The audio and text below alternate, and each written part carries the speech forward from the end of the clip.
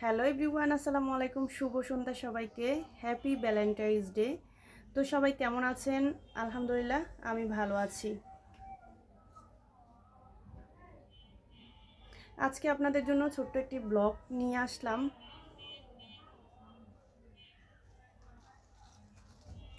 সাথে নিয়ে আসলাম হাজারো ফুলের ভালোবাসা সবার জন্য। এই যে একদম তাজা ফুল, জানি না কতটুকু দেখাইতে পারতেছি, জাস্ট আমি কিন্তু দেখানোর চেষ্টা করতেছি। হ্যাঁ, জুমটা কমাই দাও তাহলে। জুম কমানো এইখানে, সরো তুমি সরো।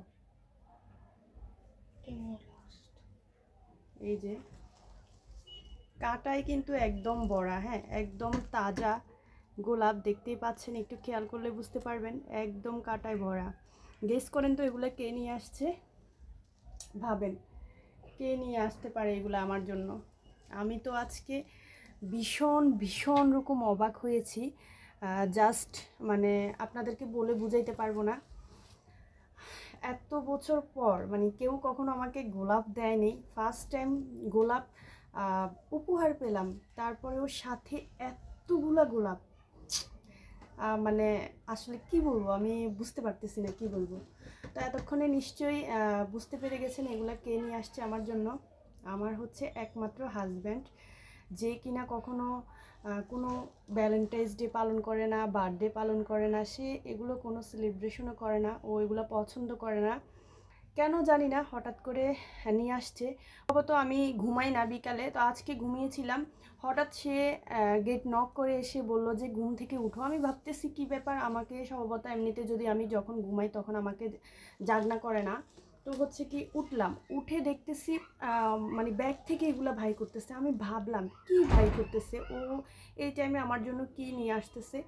দেখতেছি ও মা গো, এতগুলা গরম, আমি তো বিশ্বাসই করতে পারতেছি না। তখন আমি হচ্ছি মানে বলতেছি এগুলো তুমি কার জন্য নিয়ে যাচ্ছ? কি কোথাও বিয়ে বিয়ে আছে তোমার, কোনো ফ্রেন্ডকে দিবা? মানে কি উপলক্ষে, কার জন্য? সে ডাইরেক্ট আমাকে দিল। তো আমি ভাবতেছি, তাও বিশ্বাস হচ্ছে না, ভাবতেছি না হয়তো ওর কোনো ফ্রেন্ডের বিয়ে বা কোনো কিছু উপলক্ষে সে হচ্ছে এতগুলা গোলাপ নিয়ে আসছে আমার জন্য। তো সে গোলাপ আনার পাত্র না, সে কখনো এরকম কিছু আমাকে দিবে না, গোলাপ দিবে না। এই হচ্ছে ব্যাপার। এখন ভাবতেছি এগুলা দিয়ে কি করব, কি বানাবো। তো আসলে আজকে আমি অনেক অনেক হ্যাপি।